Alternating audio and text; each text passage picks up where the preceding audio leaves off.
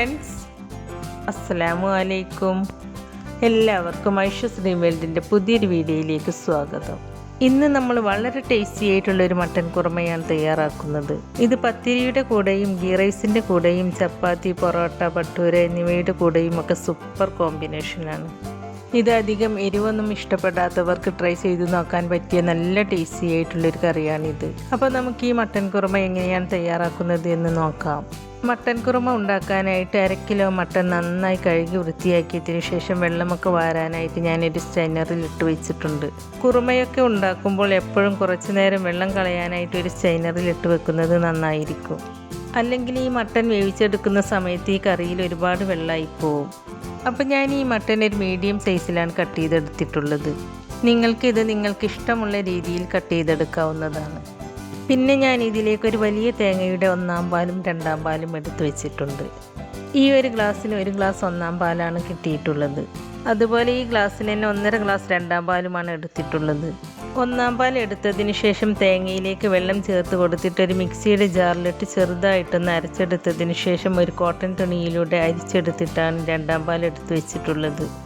ഞാനിവിടെ ഒരു പ്രഷർ കുക്കറിലാണ് ഈ കുറുമ ഉണ്ടാക്കിയെടുക്കുന്നത്. അതിനായിട്ട് ഞാനൊരു കുക്കർ അടുപ്പത്ത് വെച്ച് കുക്കർ ചൂടായിട്ട് വരുമ്പോൾ അതിലേക്ക് 2 ടേബിൾ സ്പൂൺ വെളിച്ചെണ്ണ ഒഴിച്ചു കൊടുക്കുന്നുണ്ട്. എണ്ണ ചൂടായിട്ട് വരുമ്പോൾ അതിലേക്ക് ചെറിയ 2 പീസ് പട്ട, 4 ഏലക്ക, 3 ഗ്രാമ്പൂവും ചേർത്ത് കൊടുക്കുക. ഇതെല്ലാം ഒന്ന് പൊട്ടിക്കഴിഞ്ഞാൽ ഒരു മീഡിയം സൈസിലുള്ള 3 സവാള ചെറുതായി കനം കുറച്ചരിഞ്ഞത് ചേർത്ത് കൊടുക്കുക.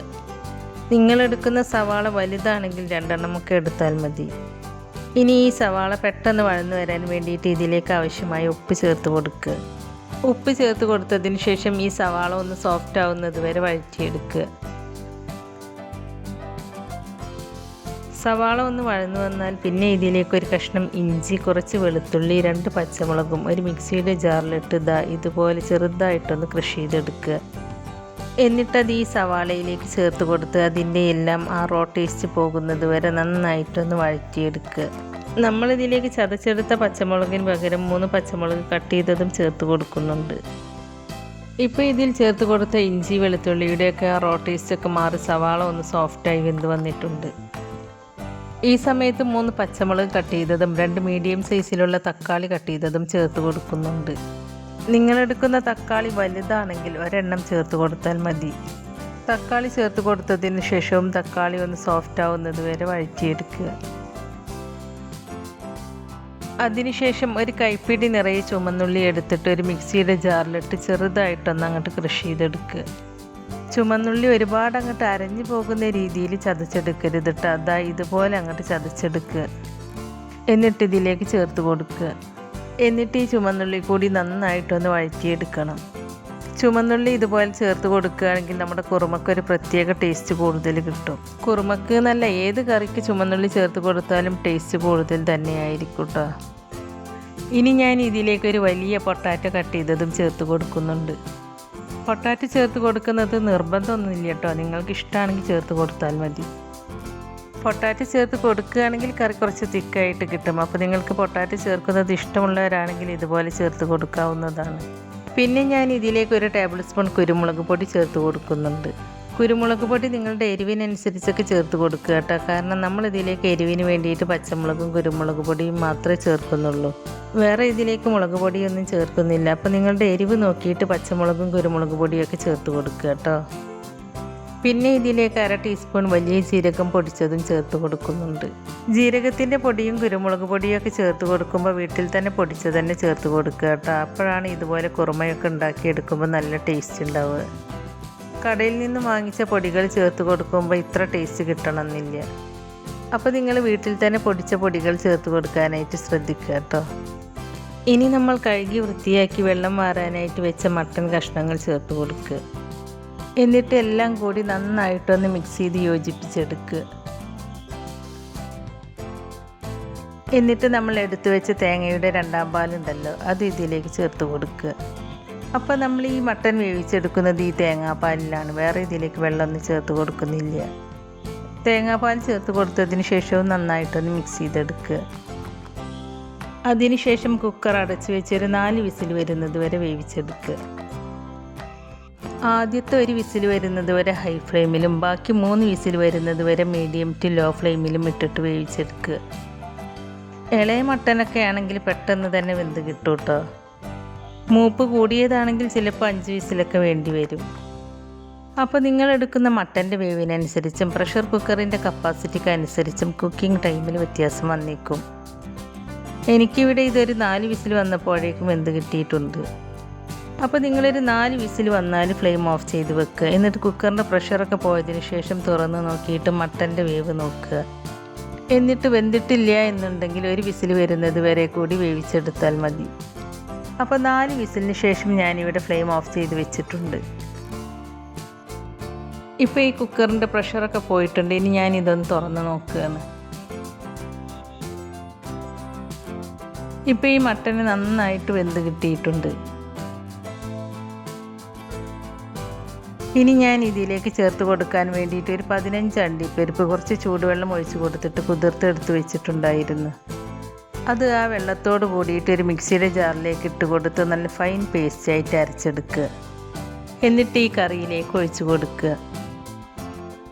കുറുമ എന്നൊക്കെ പറയുമ്പോൾ പ്രത്യേകിച്ച് മട്ടൻ കുറുമയൊക്കെ കുറച്ച് റിച്ചായിരിക്കും.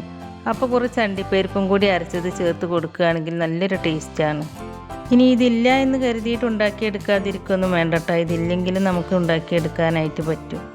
ഇതിൽ അണ്ടിപ്പരിപ്പും കൂടി ചേർത്ത് കൊടുക്കുമ്പോൾ നല്ലൊരു ടേസ്റ്റ് ആയിരിക്കും എന്ന് മാത്രം. അപ്പോൾ ഈ കാഷ്യൂനട്ട് അരച്ചത് ചേർത്ത് കൊടുത്താൽ പിന്നെ 2-3 മിനിറ്റ് ഇതൊന്ന് തിളക്കണം. അതിൻ്റെ ആ റോ ടേസ്റ്റ് ഉണ്ടല്ലോ അതൊന്ന് മാറിക്കിട്ടുന്നത് വരെ തിളപ്പിക്കണം. കറി നന്നായിട്ട് തിളച്ച് വന്നാൽ പിന്നെ നമ്മൾ എടുത്തു വെച്ച് തേങ്ങയുടെ 1/4 പാൽ ചേർത്ത് കൊടുക്കുക. തേങ്ങാപ്പാൽ എടുക്കുമ്പോൾ ഒരു അരിപ്പയിലൂടെ അരിച്ചെടുക്കാതെ ഒരു തോർത്തിലോ കോട്ടൺ തുണിയിലോ ഒക്കെ അരിച്ചെടുക്കുക. കുറുമയിലൊക്കെ ചേർത്ത് കൊടുക്കുമ്പോൾ അങ്ങനെ അരിച്ചെടുക്കുന്നതാണ് ഏറ്റവും നല്ലത്. അതല്ലാന്നുണ്ടെങ്കിൽ നമ്മൾ കറിയൊക്കെ റെഡിയാക്കി വരുമ്പോൾ തേങ്ങയുടെ ആ ചെറിയ പീരയുണ്ടല്ലോ അത് കറിയുടെ മുകളിൽ ഇങ്ങനെ പൊങ്ങിക്കിടക്കും. അതുപോലെ തേങ്ങയുടെ 1/4 പാൽ ചേർത്ത് കൊടുക്കുന്ന സമയത്ത് തീ നന്നായിട്ട് കുറച്ച് വെക്കണം. എന്നിട്ട് തേങ്ങാപ്പാൽ ചേർത്ത് കൊടുക്കാവൂ. ഹൈ ഫ്ലെയിമിൽ വെച്ചാൽ തേങ്ങാപ്പാൽ ചേർത്ത് കൊടുക്കുമ്പോൾ കറി അങ്ങോട്ട് തിളച്ച് പോകും. അപ്പോൾ കറിക്ക് അത്ര ടേസ്റ്റ് ഉണ്ടാവില്ല. അപ്പോൾ തേങ്ങാപ്പാൽ ചേർത്ത് കൊടുക്കുമ്പോൾ കറി തിളക്കാൻ അനുവദിക്കാതെ ഇതുപോലെ ഇളക്കി കൊടുത്ത് കറി നന്നായിട്ടൊന്ന് ചൂടാക്കിയിട്ടെടുക്കുക. അതായത് കറി തിളക്കുന്നതിൻ്റെ തൊട്ട് മുമ്പ് അങ്ങോട്ട് ഫ്ലെയിം ഓഫ് ചെയ്ത് കൊടുത്താൽ മതി. ഇനി ഞാൻ ഇതിലേക്ക് 1/2 ടീസ്പൂൺ ഗരം മസാലപ്പൊടി ചേർത്ത് കൊടുത്ത് മിക്സ് ചെയ്തെടുക്കുന്നുണ്ട്. ഗരം മസാലപ്പൊടി ഈ സമയത്ത് ചേർത്ത് കൊടുക്കുമ്പോൾ ഈ കറിക്ക് നല്ലൊരു ഫ്ലേവറാണ്. ഇപ്പോൾ കറിയൊക്കെ നന്നായിട്ട് ചൂടായിട്ട് വന്നിട്ടുണ്ട്. ഇനി ഞാൻ ഫ്ലെയിം ഓഫ് ചെയ്ത് കൊടുക്കുകയാണ്. അപ്പോൾ നിങ്ങൾ ഇതിൽ ഉപ്പൊക്കെ ഉണ്ടോയെന്നൊന്ന് ചെക്ക് ചെയ്ത് നോക്കുക കേട്ടോ. ഞാനിതിലേക്ക് മസാലപ്പൊടികളൊന്നും അതായത് മല്ലിപ്പൊടി, മുളക് പൊടി, മഞ്ഞൾപ്പൊടി ഇതൊന്നും ചേർത്ത് കൊടുത്തിട്ടില്ല കേട്ടോ. ഈ ഒരു കുറുമ ഇതുപോലെ വെള്ള കളറിൽ ഉണ്ടാക്കുമ്പോഴാണ് കുറച്ചുകൂടി നല്ലൊരു ടേസ്റ്റ് ആയിട്ട് എനിക്ക് തോന്നിയിട്ടുള്ളത്. ഇനി വെള്ള കളർ ഇഷ്ടമില്ലാത്തവരാണെങ്കിൽ ഒരു നുള്ള് മഞ്ഞൾപ്പൊടി, ഒരു നുള്ള് മുളക് പൊടി, 2 നുള്ള് മല്ലിപ്പൊടിയൊക്കെ ചേർത്ത് കൊടുക്കാം. മസാലപ്പൊടികൾ ചേർത്ത് കൊടുക്കുകയാണെങ്കിൽ കൂടുതലായി പോവരുത് കേട്ടോ. അപ്പോൾ നമ്മുടെ മട്ടൻ കറി ഇവിടെ റെഡി ആയിട്ടുണ്ട് കേട്ടോ. ഇനി ഈ കറിക്ക് കുറച്ചുകൂടി ടേസ്റ്റ് കിട്ടാൻ വേണ്ടിയിട്ട് കുറച്ച് കുഞ്ഞുള്ളിയും കറിവേപ്പിലയും വെളിച്ചെണ്ണയിൽ മൂപ്പിച്ചൊഴിച്ച് കൊടുക്കുന്നുണ്ട്. അതിനായിട്ട് ഞാനൊരു കടായി അടുപ്പത്ത് വെച്ച് അതിലേക്ക് കുറച്ച് വെളിച്ചെണ്ണ ഒഴിച്ച് കൊടുത്തിട്ടുണ്ട്. ഈ വെളിച്ചെണ്ണ ചൂടായിട്ട് വരുമ്പോൾ അതിലേക്ക് കുറച്ച് കുഞ്ഞുള്ളി ചെറുതായി കനം കുറഞ്ഞരിഞ്ഞത് ചേർത്ത് കൊടുക്കുക. ഞാൻ ഈ കുഞ്ഞുള്ളിയിലേക്ക് കുറച്ച് കാഷ്യൂനട്ടും കൂടി ചേർത്ത് കൊടുക്കുന്നുണ്ട്. കാഷ്യൂനട്ട് ചേർത്ത് കൊടുത്തതിന് ശേഷം ഈ കാഷ്യൂനട്ടും കുഞ്ഞുള്ളിയും ഒരു ഗോൾഡൻ കളറാകുന്നത് വരെ മൂപ്പിച്ചെടുക്കുക. ഇപ്പോൾ ഇത് രണ്ടും നല്ല ഗോൾഡൻ കളറായി വന്നിട്ടുണ്ട്. ഇനി ഇതിലേക്ക് കുറച്ച് കറിവേപ്പില ചേർത്ത് കൊടുക്കുക. എന്നിട്ട് കറിവേപ്പിലയും ഒന്ന് ഫ്രൈ ചെയ്തിട്ട് എടുക്കുക.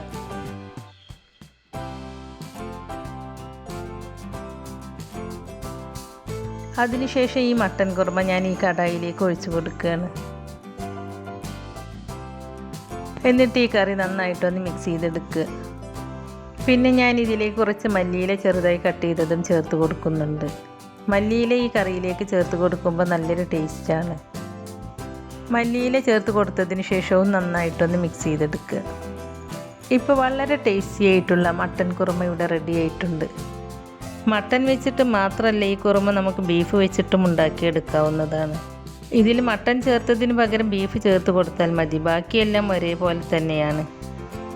അപ്പോൾ നിങ്ങളെല്ലാവരും ഈ രീതിയിലൊന്ന് കുറുമ ഉണ്ടാക്കി നോക്കൂ കേട്ടോ. ഇതിലധികമൊന്നും എരിവില്ലാത്തത് കൊണ്ട് എരിവ് ഇഷ്ടപ്പെടാത്തവർക്കും കുട്ടികൾക്കും ഈ കറി ഒരുപാട് ഇഷ്ടമാവും. അപ്പോൾ നിങ്ങളെല്ലാവരും ഒന്ന് ട്രൈ ചെയ്ത് നോക്കൂ കേട്ടോ. എന്നിട്ട് അതിൻ്റെ അഭിപ്രായം നമ്മുടെ കമൻറ്റ് ബോക്സിൽ എഴുതി അറിയിക്കാനും മറക്കരുത്. ഞാൻ ഈ മട്ടൻ കുറുമ ഭട്ടൂരയുടെ കൂടെയാണ് സെർവ് ചെയ്യുന്നത്.